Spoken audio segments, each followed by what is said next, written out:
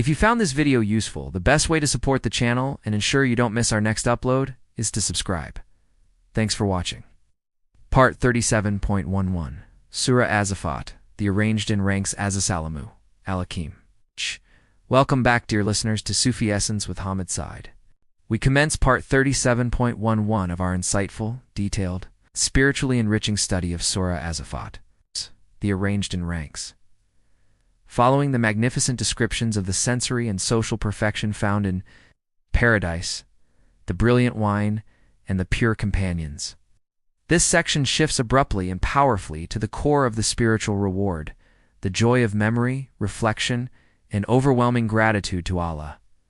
Verses 51 through 55 capture a profound, intimate dialogue among the successful inhabitants of Paradise Mukhlaṣīn, where one blessed believer initiates a conversation by recalling a close companion from his worldly life who had vehemently scoffed at the central Islamic concept of resurrection and divine reckoning. This deeply personal dialogue serves several crucial, eternal theological functions. To unequivocally highlight the stark and terrifying reality of divine justice, al-adl, to demonstrate the immense, incomparable value of steadfast faith, istikma, amidst doubt and derision, and to eternally cement the absolute, non-negotiable contrast between the secure, boundless bliss of paradise na'im and the terrifying eternal torment of the fire ya'im. The supreme emotional and intellectual security of paradise is dramatically emphasized through the profound, unshakable relief experienced by the successful believer as he is granted the privilege to witness the final, certain fate of his misguided friend. Kanzul Iman, Quran, Surah As-Saffat, the arranged in ranks. Chapter 37, verse 51. One of them will say, "I had a close friend." Following the initial period of communal bliss, sensory fulfillment, mutual inquiry, Yadaspellin described in the preceding verse 50, the conversation deepens and turns inward. One of the dwellers of paradise begins to speak, initiating a reflective, profound narrative that centers entirely on gratitude, a key pillar of the eternal reward. One of them will say, "I had a close friend Qualaque Ilan Minam, in your kana, li karkin." This spontaneous utterance sets the solemn, dramatic stage for the instructional contrast between true, sincere belief, iman, and persistent, cynical disbelief, kufr. Lexical and semantic expansion of Qualaque Ilan Minam. Qualaque Ilan Minam, one of them will say, signifies that the dialogue is spontaneous, initiated from a heart already filled to the brim with satisfaction, gratitude, and absolute security. The speaker is one of the Mukhlaṣīn, meaning his entire being is purified from any trace of malice, envy, or worldly boastfulness. His words are uttered purely for reflection, spiritual connection with his companions, and ultimate praise of Allah. The very act of speaking and sharing this memory indicates a state of total emotional, intellectual, and spiritual ease and safety, where even the most profound, difficult memories of the past can be shared freely and profoundly without causing pain. Lexical and semantic expansion of in near kana li karkin, in near kana li karkin, I had a close friend. The term karkin signifies a close companion, an associate, a close friend, or one who is constantly paired or associated with another, suggesting a frequent and influential interaction. This term highlights the deep, intimate nature of the former relationship, implying they've spent significant, formative time together in the worldly life, perhaps even sharing daily routines or professional spheres. The closeness of the relationship is vital because it makes the subsequent spiritual and philosophical difference between their fates all the more dramatically instructional and serves as a powerful cautionary tale for the audience. The believer's memory of this person is not presented as a source of regret or pain in paradise. Rather, it serves a transcendent purpose. It becomes a powerful, tangible reminder of the specific, immense grace of Allah that guided and saved him from following the path of his misguided friend.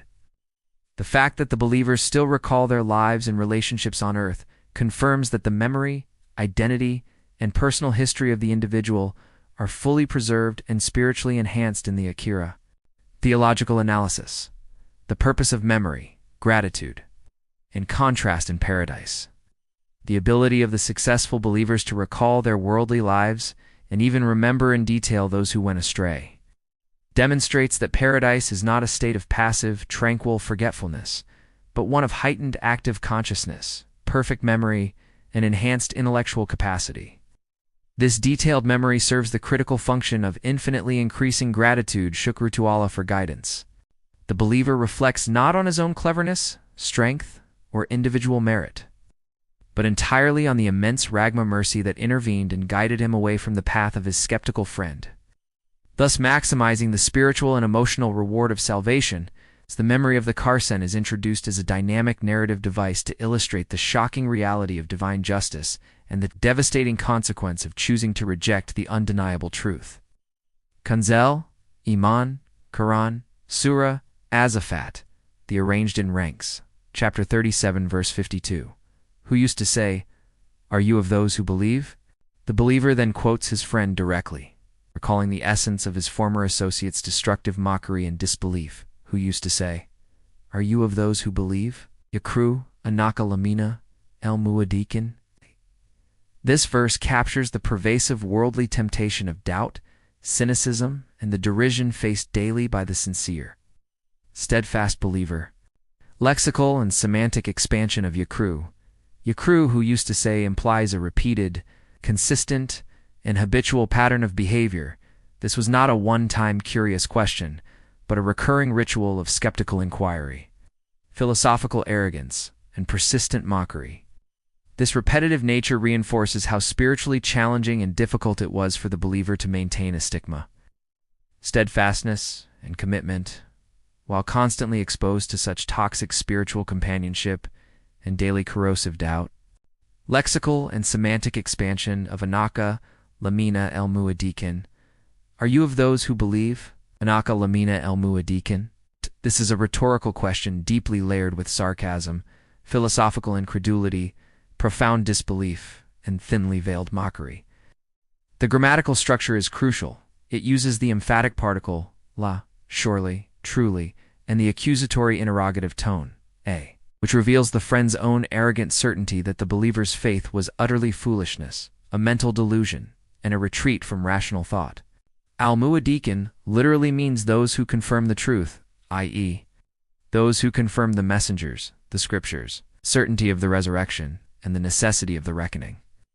The mockery centered specifically on the doctrine of the hereafter alakia, which the disbelieving friend viewed as utterly irrational, impossible, and beneath the dignity of rational, empirical thought. By quoting this precise phrase, the Quran highlights that the primary enduring point of contention in the world was the belief in the unseen al-Ghaib and the ultimate purpose of life, the very foundation of all revealed faith. Theological analysis, the test of derision, and the defense of al-Ghaib. This verse emphasizes that one of the greatest, most continuous tests for a believer in the world is not merely physical hardship or external attack, but the persistent psychological pressure of derision and doubt cast upon fundamental articles of faith by close associates. The believer who resisted this spiritual temptation and remained steadfast in his conviction, despite being surrounded by rationalistic cynicism and skepticism, now receives the profound reward of absolute experiential certainty in paradise. This memory powerfully validates the severe social and emotional sacrifice the believer made for the sake of Allah. The tone of the Karsen's question reflects the arrogance and ultimate ignorance of those who rely solely on limited, fleeting empirical evidence, thereby rejecting divine, comprehensive knowledge. Kanzul Iman, Quran, Surah As-Saffat, the arranged in ranks. Chapter 37, verse 53. That when we are dead and become dust and bones, shall we truly be recompensed? The believer further quotes his friend, detailing the specific, narrow, and destructive materialistic nature of the friend's disbelief, focusing on the perceived ultimate impossibility of the physical resurrection, that when we are dead and become dust and bones, shall we truly be recompensed. Mitmin wa, kun turbin wa, amun in lamadrin. Lexical and semantic expansion. The materialistic argument against kudra, munankan, turban wa, iman, when we are dead and become dust and bones. The friend utilizes the most graphic, undeniable, and common aspects of physical decomposition turning back into fine, dispersed dust, turb and dry, brittle bones. I am to ridicule the idea of recreation. This is the ultimate reductive materialistic argument, since all matter disperses, decays and integrates back into the environment. Reassembly of the original consciousness and body is both logically and practically impossible. This challenge is directed specifically at the absolute Qudra omnipotence of Allah to revive the dead automaton. Lexical and semantic expansion of a yin lamadrun. Shall we truly be recompensed? A. In lamadrun. Madrone from the root dain means to be recompensed, judged, held accountable, or brought to trial. The rhetorical question, again emphatic and scornful, expresses the friend's absolute certainty that there is no judgment, no accountability, and therefore no meaning, moral consequence, or purpose to human actions beyond the moment of death. This denial of the day of judgment, Yawm al-Din, is the precise philosophical root of his moral corruption and eternal downfall. By denying the ultimate reckoning, he denies the divine law, the essential morality of the universe, and the very purpose of his own brief existence. Theological analysis. The fatal error of limiting divine power. This verse precisely identifies the core, a temptal error of disbelief, attempting to confine and challenge the absolute Qudra, omnipotence, and knowledge of Allah by the limited rules of the created physical world. The believer in paradise, having now witnessed the full, incontrovertible reality of the reckoning, now understands the profound, logical, and fatal error of his friend's materialistic reductionism. The dramatic contrast between the friend's previous absolute certainty of non-recompense and the believer's current sublime reward status maximizes the realization of divine truth and justice. Allah details this argument not just as a historical conversation, but as an eternal, sobering lesson on the folly of limiting the Creator to the transient, flawed laws he himself established for the world. Kanzul Iman, Quran, Surah As-Saffat, the Arranged in Ranks, chapter 37, verse 54. He will say, "Will you look?" Having recalled the entire conversation, the believer, now brimming with eternal certainty, peace, salm, and confidence in divine truth, proposes a momentous, unforgettable action to his companions. He will say, "Will you look?" Halantam Mukhlaṣīn. This marks the dramatic and emotional climax of the narrative, serving to bridge the secure, beatific world of paradise with the horrifying final reality of the fire. Lexical and semantic expansion of Quella Halantam Mukhlaṣīn. Will you look? Halantam Mukhlaṣīn. The term Mukhlaṣīn means those who look down, observe, or ascend to a high vantage point. Allah rise, as the sun rising to gain an unobstructed sweeping view. This strongly suggests that Allah grants the people of paradise a supernatural power or mechanism to look down and observe the inhabitants of the fire clearly. The rhetorical question is one of shared certainty and anticipation. The viewing is granted not out of malice, but as a final, comprehensive affirmation of Allah's undeniable justice, adl, and the sheer breadth of his mercy to the saved. Theological analysis. The affirmation of justice, adl, and gratitude. The request to look is not driven by vengeance, but by the overwhelming desire for the absolute. Physical confirmation of the divine truth he had believed in, the sheer terror he narrowly escaped by the grace of Allah, the ability to witness the fire from the absolute, the security of paradise is the ultimate, final guarantee of divine justice. It confirms that the promises, warnings, and prophetic pronouncements of the messengers were absolutely and literally true, thereby validating the entire spiritual struggle and sacrifice of the believer's earthly life. This specific moment is the ultimate intellectual, spiritual, and emotional culmination of the entire journey of sincere faith. The viewing is permitted because it fundamentally maximizes the believer's joy, security, and especially his profound, eternal gratitude, confirming the perfect wisdom and integrity of Allah's plan and promise. Kanzul Iman, Quran, Surah As-Saffat, the Arranged in Ranks, chapter 37, verse 55. Then he looked and saw, in the middle of the fiercely blazing fire. The request of the believer is instantly granted by the divine. The believer receives the devastating, final confirmation of his former friend's fate. Then he looked and saw him in the middle of the fiercely blazing fire. Fakala fra, hef, sabai elia. This is the absolute visual, undeniable contrast that defines the permanent reality of the Akira.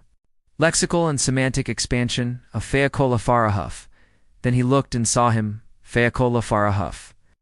The immediate succession of the active verbs Feakola followed by Farahuf indicates the total swiftness, effortlessness, and certainty of the eventala, grants the vision instantaneously and perfectly. The believer sees his former Karkan not just metaphorically or vaguely, but clearly, definitively, and recognizably. The emphasis on the use of Rahafu saw him ensures the certainty of the recognition of the specific individual and his specific eternal punishment. Lexical and semantic expansion of F sob I, L, E, M, in the middle of the fiercely blazing fire, F sob I, L, E, M. Sob literally means the central, middle, or heart of something in this context. It means the worst, deepest, and most intensely burning, inescapable part of hell. Al-Ja'em is one of the specific, most terrifying, and devastating names for hell, connoting a fiercely blazing, raging, and continuously infernal abyss. The Karkan is positioned not merely at the edge, but at the absolute, inescapable heart of the fire, symbolizing the depth and gravity of his error and scoffing at the truth, and the severity of his punishment for mocking the divine and potentially misleading others. The vivid visual image is horrifying, but serves as the final absolute, an unchallengeable proof of the divine warning and the integrity of the prophet's message. Theological analysis, the finality of justice, and the nature of divine mercy. This verse confirms the absolute finality of divine justice Adl and the perfection of divine knowledge.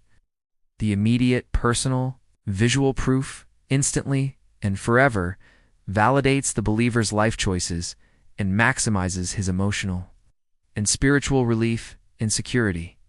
This vision is not intended as a source of pleasure and cruelty or suffering, but as a source of profound, overwhelming gratitude for the immense, particular mercy of Allah ma matan el hialeo, were it not for the favor of Allah upon me, ... Code's closing parenthesis, that saved him from sharing the same fate. The stark, clear, and undeniable contrast between the believer's secure, elevated vantage point and the friend's central location in Al-Ja'em seals the truth of the day of reckoning forever, and the endless bliss of the redeemed. Hadith, the ultimate safety and recognition, the security, profound relief, an absolute realization of safety for the people of paradise is a central and defining theme of these verses. The Prophet Muhammad, peace be upon him, said, "A person from the people of paradise will be brought, and Allah will say, 'O son of Adam, how did you find your place?' He will say, 'My Lord, it is the best of places.' Allah will say, 'Ask and desire.' He will say, 'I only ask of you to return me to the world so that I may be killed in your cause 10 times because of what I have seen of the bounty of paradise and the honor from Allah," related in Sahih Muslim. Hadith contextualization and analysis. Ultimate fulfillment and recognition.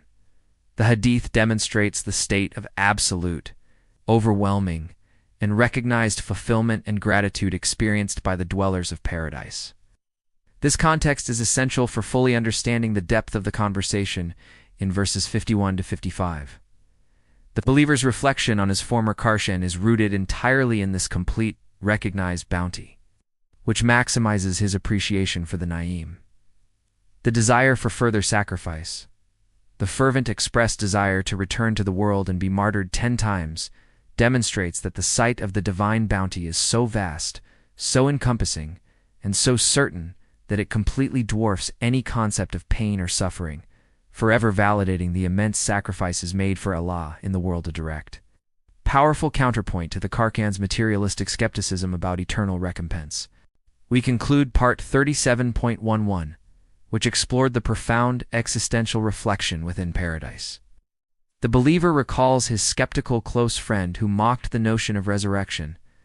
Are you of those who believe that when we are dead and become dust and bones, shall we truly be recompensed?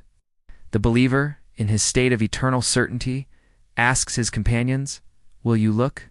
And the horrifying truth is instantly revealed. Then he looked and saw him in the middle of the fiercely blazing fire.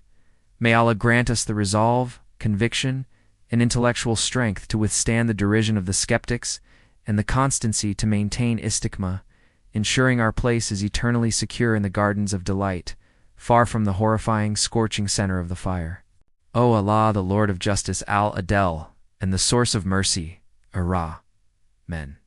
Grant us the clarity of vision, Bara, to recognize the undeniable truth amidst the persistent darkness of cynicism and skepticism, and the unshakable strength of faith, Amen, to remain firm when faced with the arrogance and mockery of the deniers. On the day of reckoning, let us be among those who speak of your immense favor, fall, and boundless protection. Far from the scorching center of the fire, Sa by Elia M. Amin.